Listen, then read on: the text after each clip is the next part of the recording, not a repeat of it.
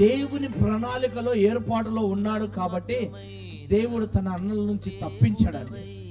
ఎవరినో తీసుకొని వచ్చి అయ్యయ్య కాపాడు అని చెప్పలా. దేవుడు యోసేపును కాపాడాడు.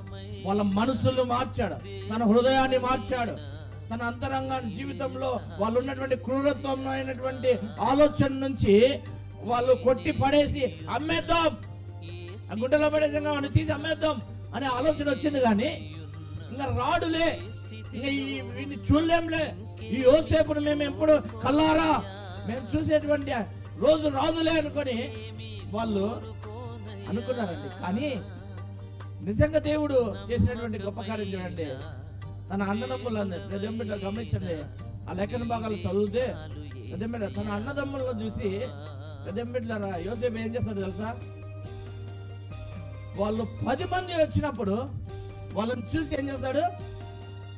ఏడ్చేస్తాడు.